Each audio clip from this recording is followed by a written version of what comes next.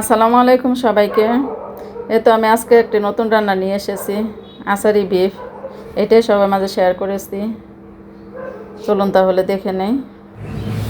এখানে একটি কড়াইতে আমি গরু মাংস ধুয়ে নিয়েছি। প্রথমে দিয়েছি পেঁয়াজ, নিয়েছি এখানে লবণ, তারপর নিয়েছি জিরার গুঁড়া, মরিচের গুঁড়া, দিয়েছি গোলমরিচের গুঁড়া, হলুদের গুঁড়া, আর নিয়েছি ধনিয়ার গুঁড়া, আদা রসুন পেস্ট, দিয়ে দেবো এখানে সরিষার তেল।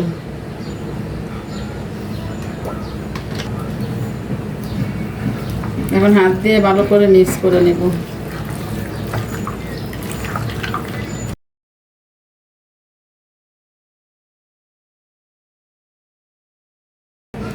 মিক্স করা হয়ে গেছে, এখন ডেকে দেব।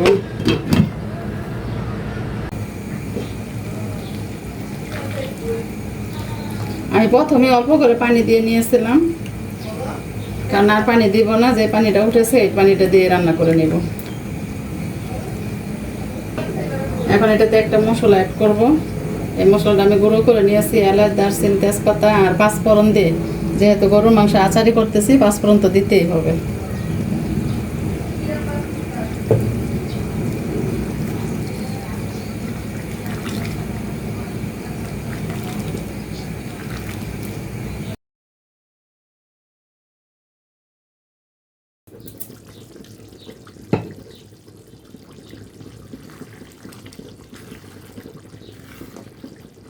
মাংস রান্না করতে করতে এই পর্যায়ে এসেছে, এখন আমি এটা বাগার দিয়ে নেব।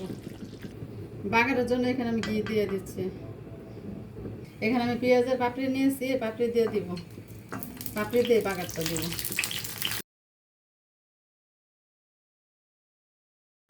এখন এই বাগারটা ঢেলে দেব।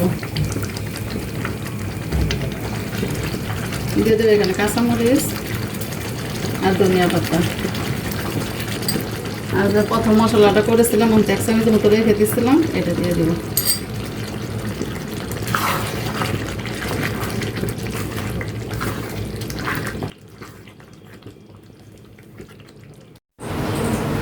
এটা ফাইনালি হয়ে গেছে আমার বিফ আচারি। এটা সাদা ভাত, পরোটা, পোলাও সব কিছু দিয়ে খেতে অনেক মজা হয়।